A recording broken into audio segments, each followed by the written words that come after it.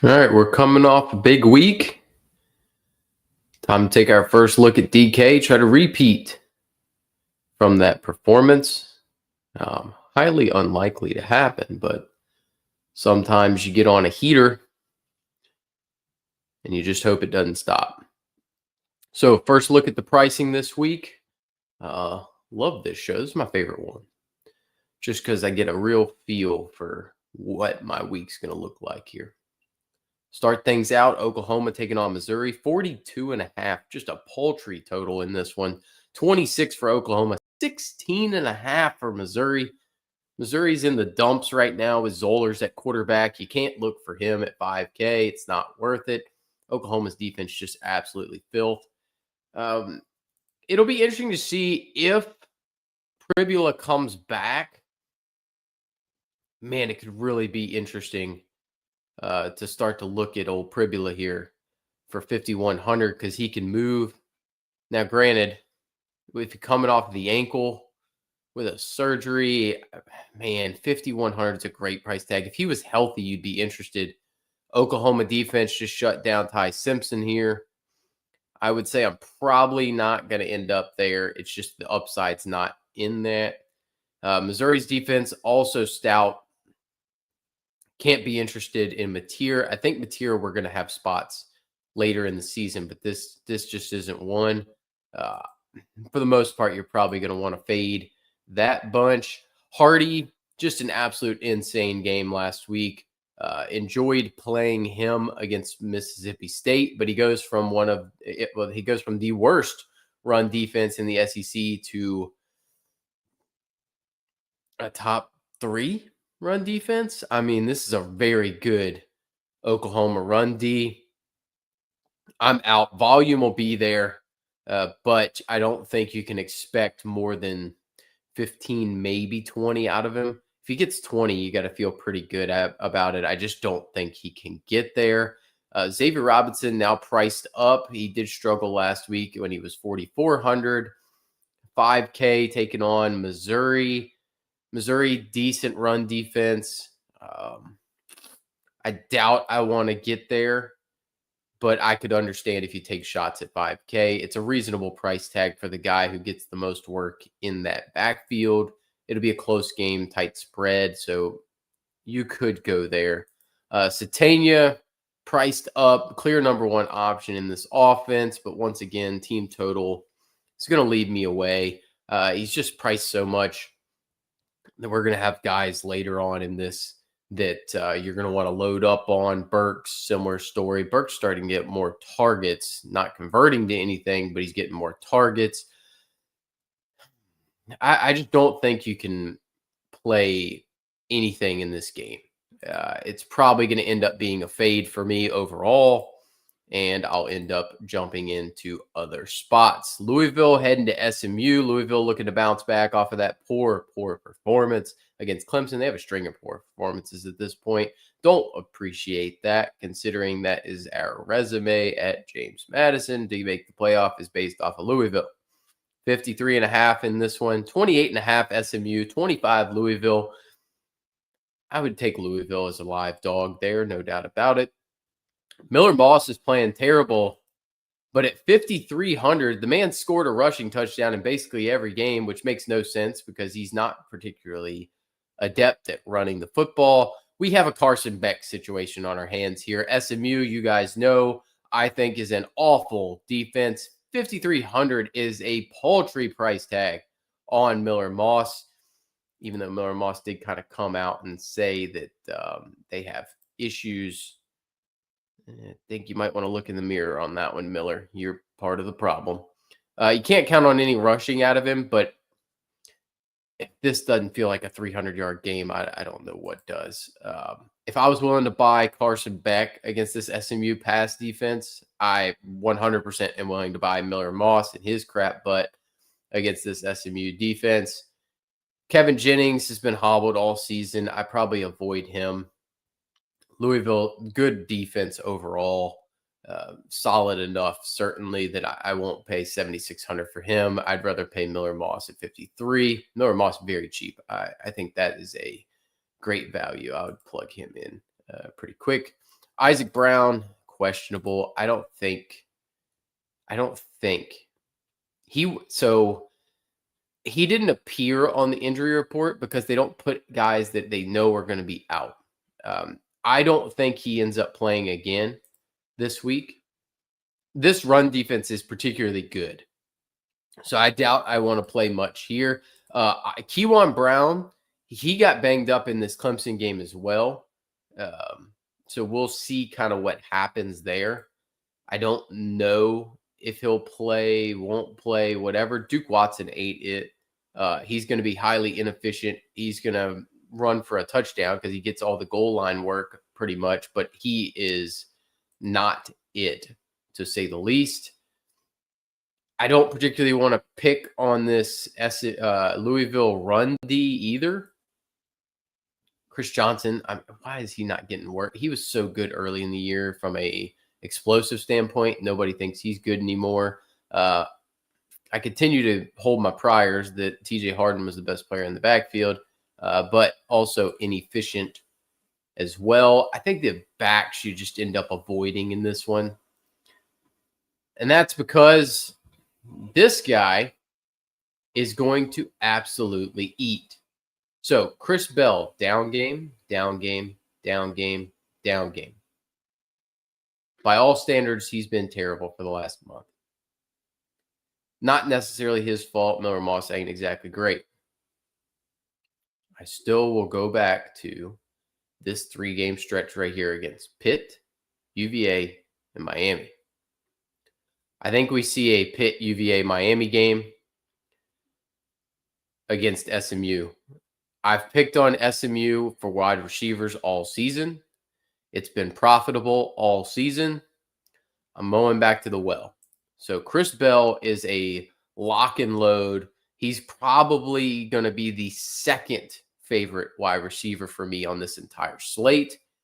The first was in the image, in the thumbnail.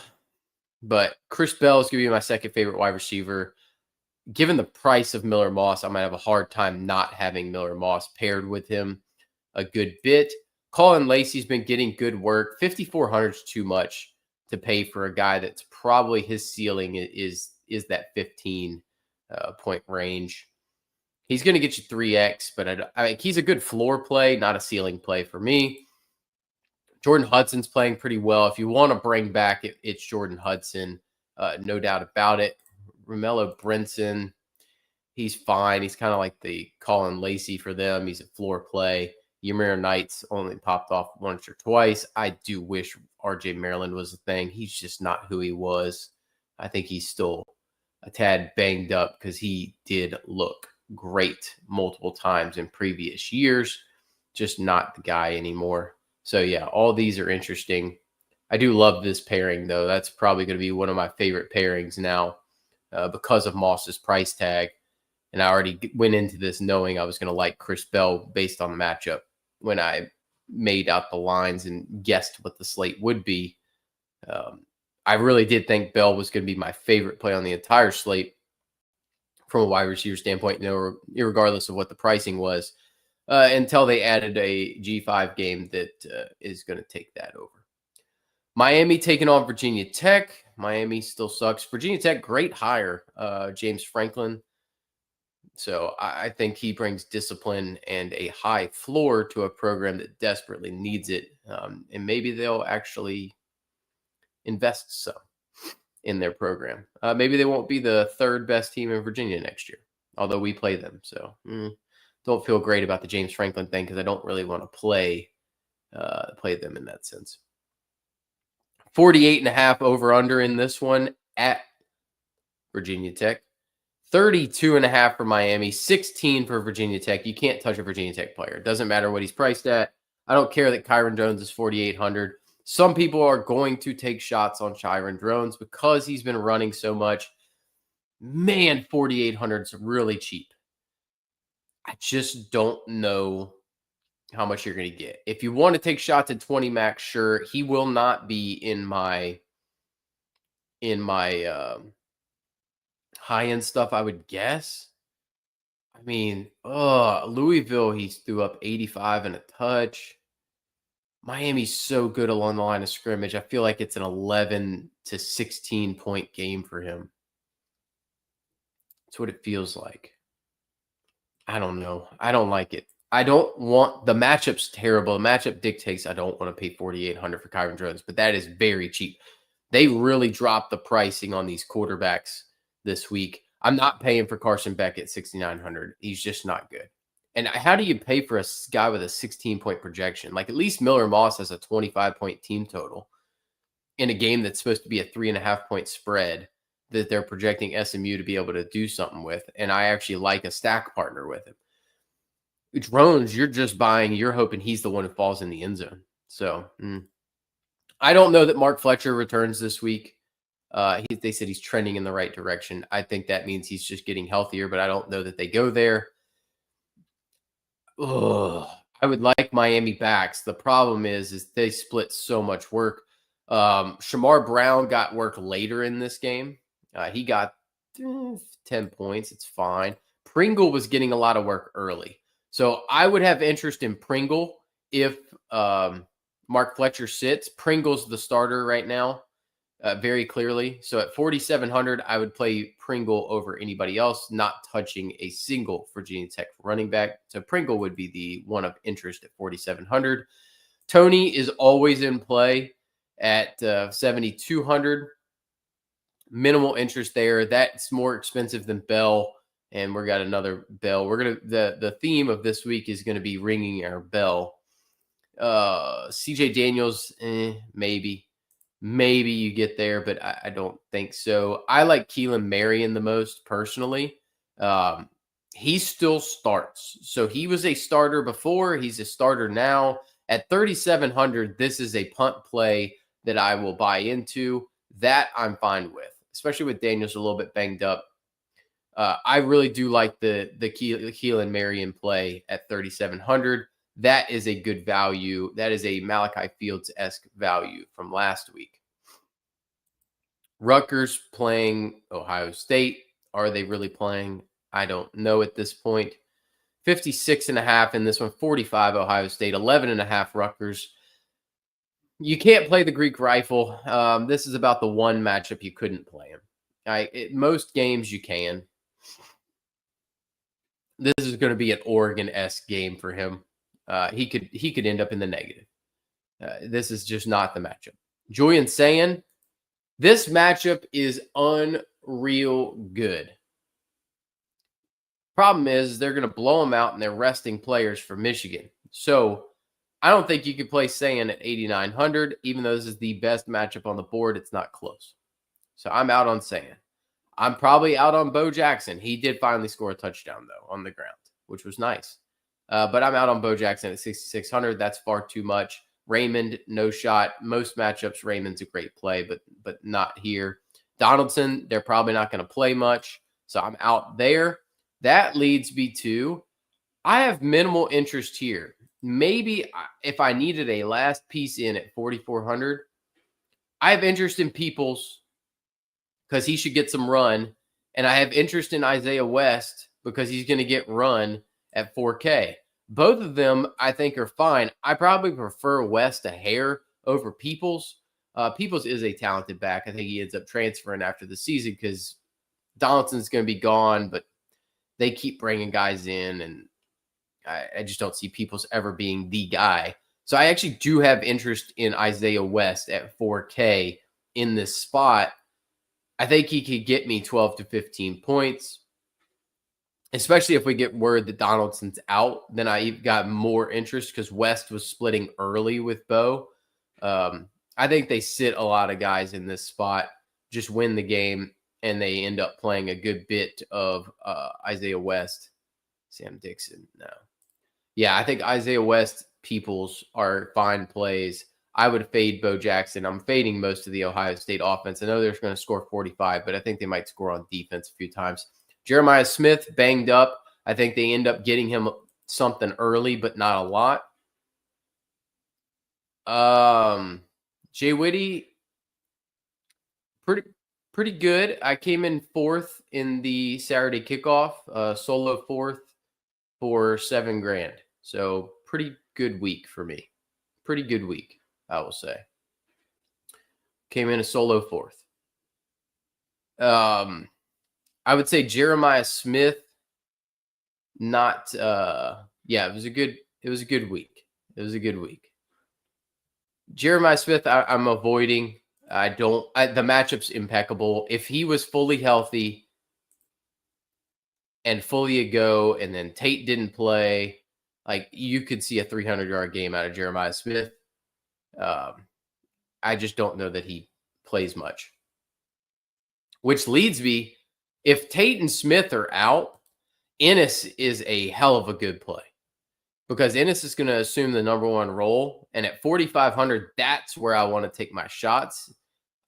If it was a better match, if it was like a better team they were playing against, then sure, you'd play Duff, you'd play Strong. They're the clear best too. But I'm out on Rutgers. I'm not going to touch that. Who was it who was playing? Bryson Rogers was playing early last week. They have a weird rotation behind them because, like, Mylan Graham plays a good bit. Max Clare's going to be out there. Maybe Max Clare ends up being a good shout too. I would say Clare and Ennis are your shot plays if you get there. So I would say Clare and Ennis are in play in this spot. Specifically, if Smith and Tate are out, I'm going to be in on Ennis.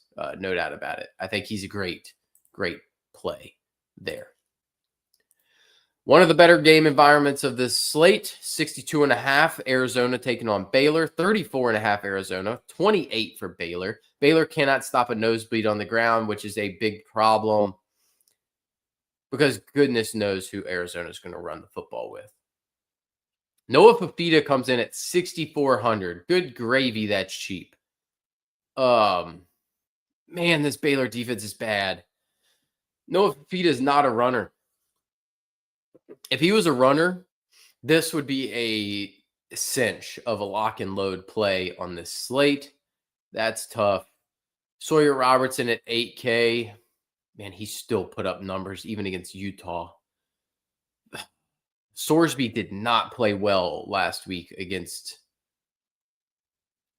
Arizona, but he still got decent numbers. I think Sawyer's in play. I think Fafita's in play, especially at the price tags. Bryson Washington, I refuse to trust. He did look better last week, but he's not. I'm not playing a Baylor running back because Arizona's decent at stopping the run. Granted, Tyree Walker actually ran pretty well against them last week. I'm still not going to trust Bryson Washington. I want to. 14 for 97, I want to. But I can't. I just can't do it. There's going to be better plays. Riscano got 13 attempts last week. Mahdi got the early touchdown. He had 7. This is a spot, man, where if you could figure out which one of these Arizona guys is going to get look at this, 11 for him. If you could figure out which one of these guys it's one of them's going to have a monster game. If you could figure out which one it is, that's going to win you a slate. I would lean Riscano personally, but I have no doubt that it's going to end up being one of the three. One of the three is having a huge game. I just don't know which one. Riscano would be my bet, though. I just feel more comfortable there. Cameron finally had another big game. I mean, who didn't see it coming? I told y'all. I've been telling you all season that he pops those big ones in there. He had a 38-pointer against SMU. Then he has 46 against Utah. Could he do it again? Maybe, but I'm just not going to bet on that. Hudson would be my preferred option to stack with Fafita. It's not particularly close. He's the guy who gets the most targets. Watley just does not get it. And Spivey is now splitting reps with Hunter back. So I think it's only Hudson that you can pair with Fafita, and that's it. But he's not a particularly strong play by comparison, like Keelan Marion and the Ohio State cheapies, Ennis and Claire. So, I might end up fading a little bit. I might go to the run game. I really might go to the run game. I think Riscano is a good play in that spot. I'm going to end up taking shots on the Arizona run game, no doubt about it. Maybe I might take shots on Sawyer to trail. And then I think Hawkins might end up being suspended because he got ejected for throwing that punch. I think he might end up suspended. If Hawkins ends up suspended, that's going to tighten that rotation. And then I would say Cole Wilson becomes a good play, a good stack partner. Yeah, I would be interested in Cole Wilson and maybe Kobe Prentice, but probably Cole Wilson takes on a very large role with Hawkins out. And I would probably play Trigg over Cameron. I do like Josh Cameron, but I think I would play Trigg this week. I just have a feeling. So I would play, if I was playing Sawyer, I want a double stack, and it would be Cole Wilson and Michael Trigg, more than likely, in that spot for me. All right. This is the game. This is the game we're waiting for. So we remember what Duke UConn did. FAU taking on UConn. 66.5 over under. Very clearly the highest scoring game of the week. 37 for UConn because FAU can't stop a nosebleed no matter how.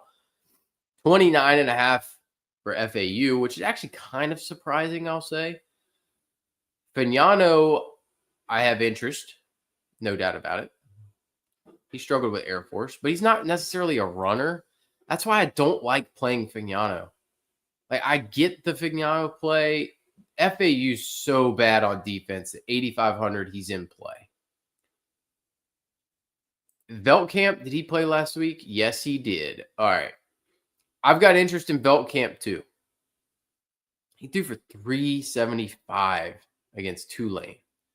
He's going to throw for 300 here. He's got mobility, like a little bit of mobility. It's sneaky. I have interest in both. No doubt about it. Cam Edwards, I'm going to have interest in because he's going to catch balls, run, whatever. He kind of beat me up against Duke. I didn't love that. But at 7K, you can fade him. He is fadeable at 7K. No doubt about it. No doubt about it. You don't play an FAU running back. That's easy. I know they're terrible against the run, yada, yada, but you don't play a running back against in an air raid offense. Now, what you do is you play Skylar Bell and you play Easton Messer because, I mean, realistically, let's get rid of this. I'll tell you right now, you're playing this. Oops, I don't want that in flex. I want that here. You're playing these two, and the reason is Skylar Bell's going to catch 8 passes for probably 100 yards and at least 1 touchdown. So you're probably going to end up with about 30 points out of Skylar Bell. And then Easton Messer is going to catch 8 to 10 passes, might go for 100 yards, unlikely to score to an extent, but he's probably going to get you about 24, 25 points. So you could basically start your lineup with 50 points. And I think this trio of wide receivers can legitimately get you over 100 points. I will find value to make this work. I don't know whether even any of the other wide receiver pricing is on this slate. I don't know that I really care because this is 100 points because these guys catch so many balls. Now, if you want to end up playing the doubles in this, I think Wasim is a fine option. He can catch plenty. I think Platt, fine option. They mix and match these guys. So you're going to have to make a decision. Maybe it's Platt. Maybe it's Wasim. It jumps around for FAU. J.R. Wilson, I had high hopes for coming in the season. He can't stay healthy. It's just nothing new there.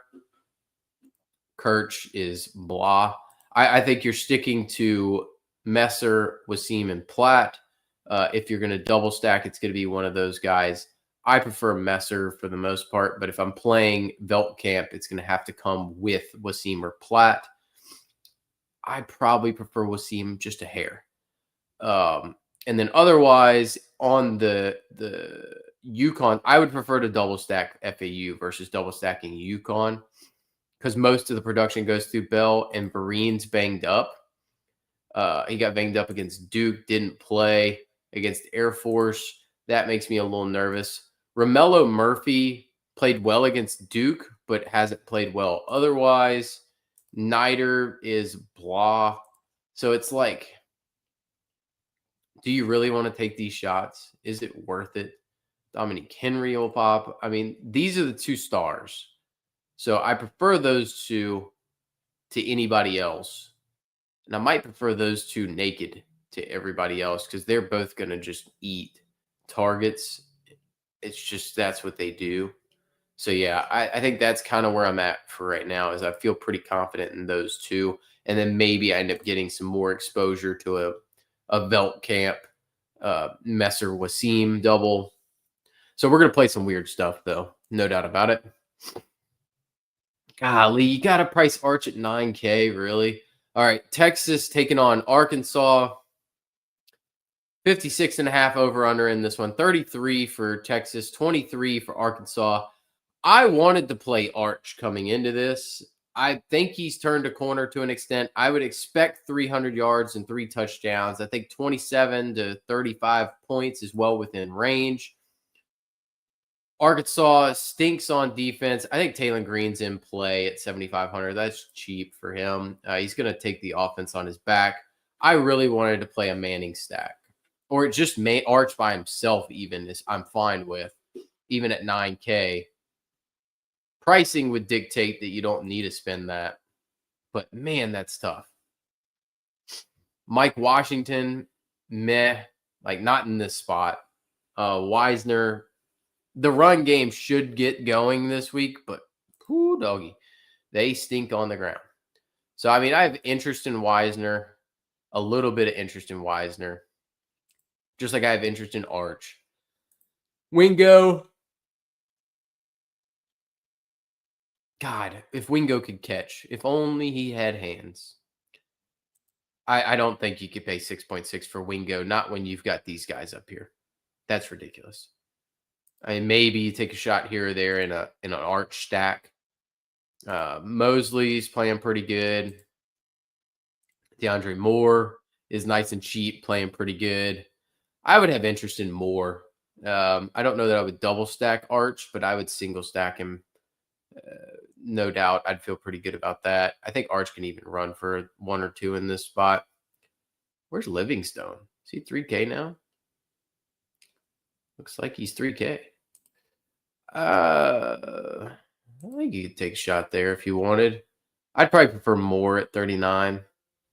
But I think Arch is in play. I think you can play Arch in this spot. You're going to need some exposure to Texas somehow, some way.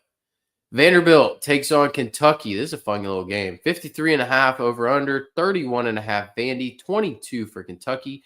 Kentucky's playing good ball right now. Pavia, I will have shots on Pavia just because he's dropping some numbers that I can't deny. I like Cutter Boley. I think he's a pretty good little player. I think going forward, I'll have interest in Boley. So I do have interest in Boley at 5K in this spot. I think you're going to have to get some Pavia just because he's putting up such crazy number. It's like Johnny Manziel-esque numbers from way back when.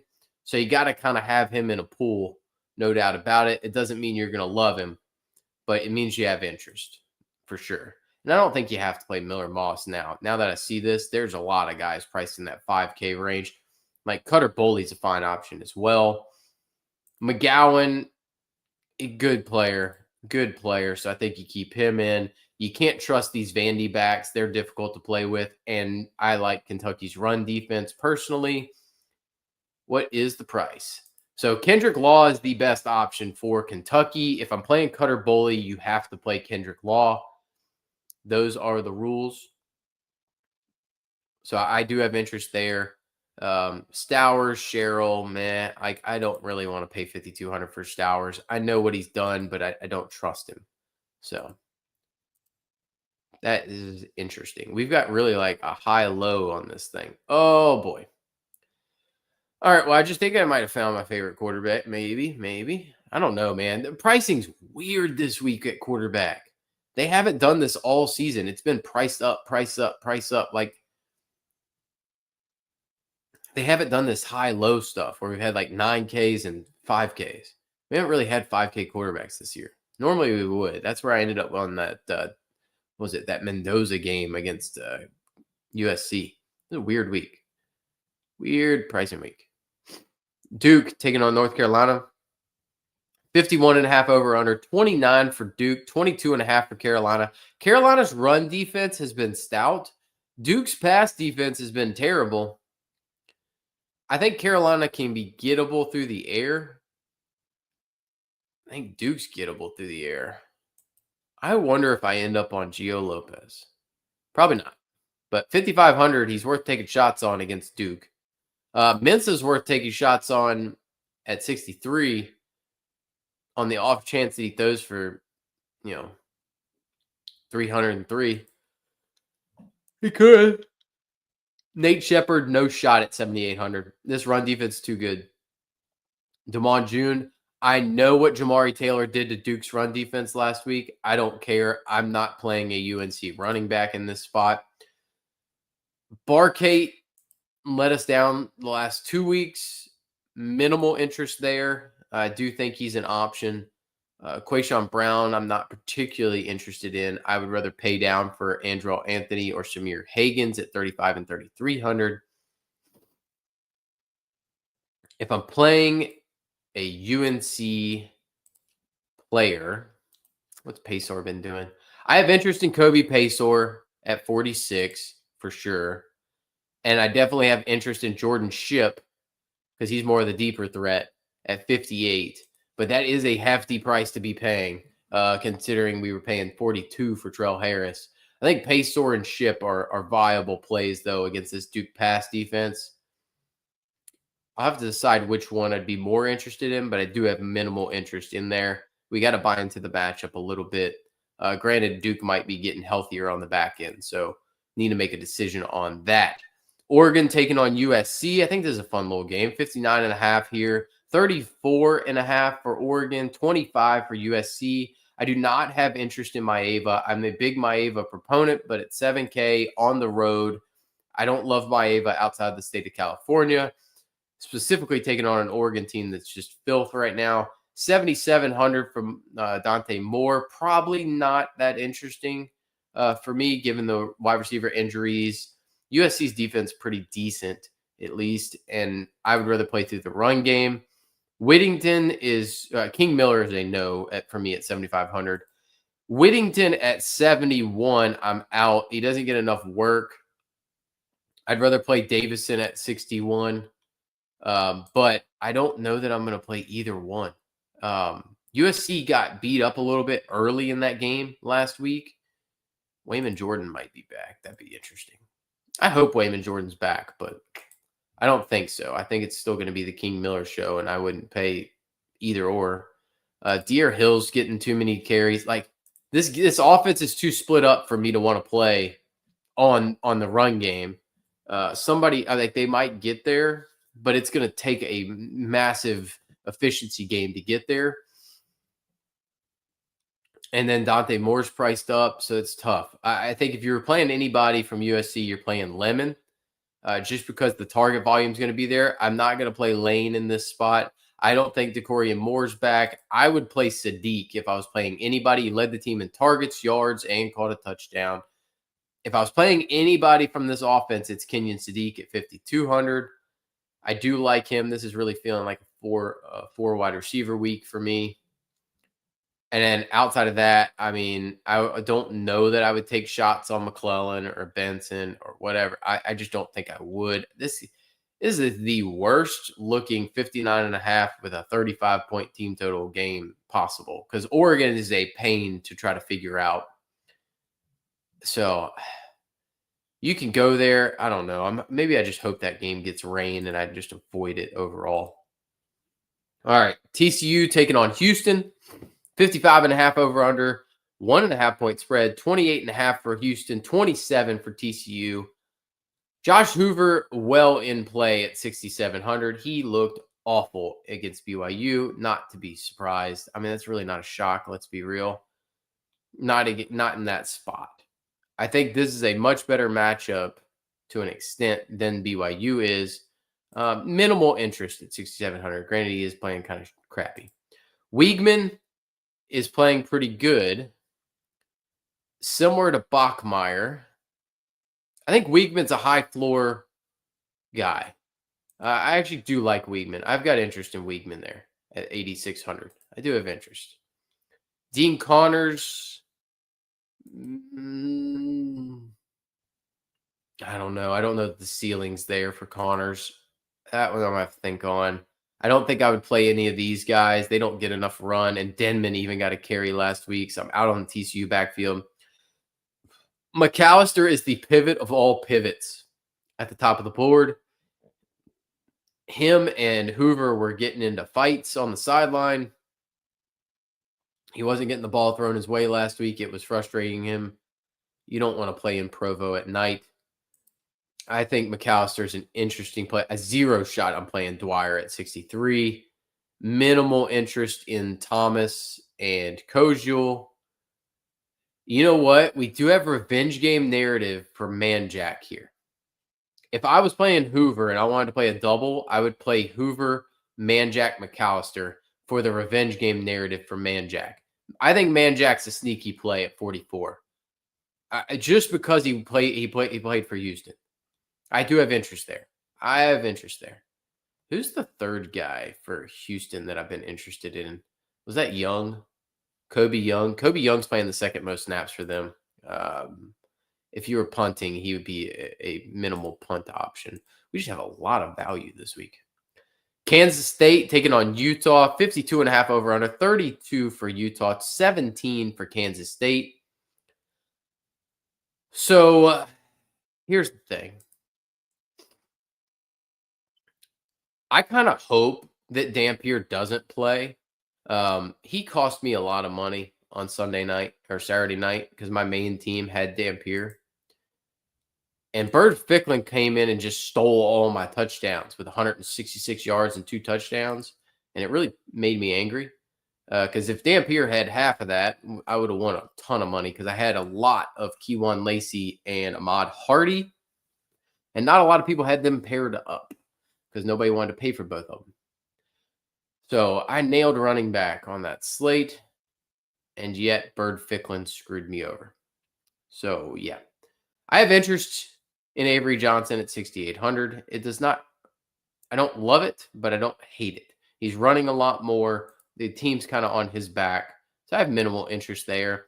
But if Bird Ficklin starts, I have a ton of interest in Bird Ficklin. No doubt about it. Wayshawn Parker's starting to get more work. He's looking pretty explosive, but the matchups was really good against Baylor. Matchup's not as good against Kansas State. I probably have less interest here in that spot because he loses carries in the red zone to Bird Ficklin and Nakari Rogers. Rogers can just find the box multiple times. That's why we liked him for a cheap play on FanDuel because he can find the box. And then otherwise, I don't particularly, I'm not playing Joe Jackson. I refuse to play Joe Jackson. Y'all can keep playing him. I'm not, even at 5,100. I don't care. And Bray's starting to get more work. Like, it is a mess of a backfield right now. I would play Ficklin if I played anybody, and that's if Ficklin was starting. Ryan Davis, fine play. I managed to fade that chalk on Sunday or Saturday night. Minimal interest there. I was in on Bentley. That worked out, 3 for 48. But I think you're only playing the wide receiver or the quarterback here, and that's only if Dampier's out. It's another team. They have a 34-point team total, and you're going to like one player, and it's contingent on a guy sitting out. Like, that's kind of where we're at with this thing, which is weird to say, but that's kind of where we're at. Yeah, I would say that's that. So let's see, where are we at? Let's say Bird Ficklin's in. All right, we need a 6K. Oh, let's look for a flex. I can go 3,800. I mean, who's your favorite running back play? So far, it's none of these guys. Maybe that guy, 6,900. That would leave you with 4,200. There's options there. Connors is a no. Bojack, no. No. I mean, running backs, ugly.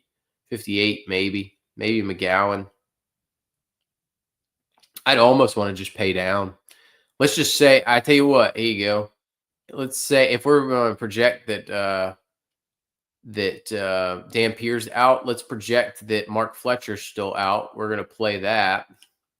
Now we got 7,400.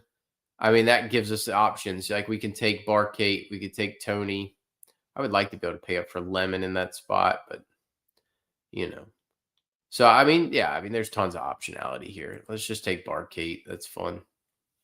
Or we can take Malachi Tony. Yeah, Malachi Tony's a little easier. So I mean, we get some double Miami. They got a 32.5 point team total. We know Tony's going to get the rock. Yeah, doesn't hurt. So yeah, I mean that's first look build, which is crazy because we're taking weird running backs in weird situations where they split work. But hey, you do what you can. So wide receivers are sick on this team though, and then Miller Moss is crap, but that pass defense sucks. Like I said though, I'm gonna get exposure, but we'll narrow this thing down and we'll take a look at FanDuel tomorrow, and then we'll be on our usual schedule. And then hopefully we can hit big once again. I'm going to play a lot of these 3 wide receivers. I can tell you that right now. It's going to be a lot of that. I love Bell, Messer, and Bell. This is Ring My Bell week. I'm going to play a lot of them. I'm also going to play a lot of, I think I'm going to end up on expensive quarterbacks with them. And pay cheap running backs, and then play a flex that is a cheap wide receiver more than likely. Because then I'll distribute that extra $3K between my quarterbacks. Because there's a lot of cheap wide receivers that I like too, like Keelan Marion. Yeah, there's a lot. Definitely a lot we could play with. And then the Ohio State kids are good cheap options at wide receiver, specifically because I think Jeremiah probably is limited and or sits. Yeah, there's a lot to play with here. All right, I'll be back tomorrow. Good luck in Maction tonight. I'm going to be playing a probably Ohio triple, not playing Chase Hendricks because although I should, he's probably going to break the slate. But I want Bangura and I want Navarro for sure. It's just a matter of do I want Reed Harris? I don't know. I haven't decided yet. I kind of want to get Ben Finley in there. And then I like the run game for Western Mish, Jalen Buckley. So I'm going to play some Jalen Buckley because those other teams suck. So I'll see you guys tomorrow morning. Talking a little FanDuel. Be interested to see what their pricing is. DK, very odd slate this week. Very odd pricing.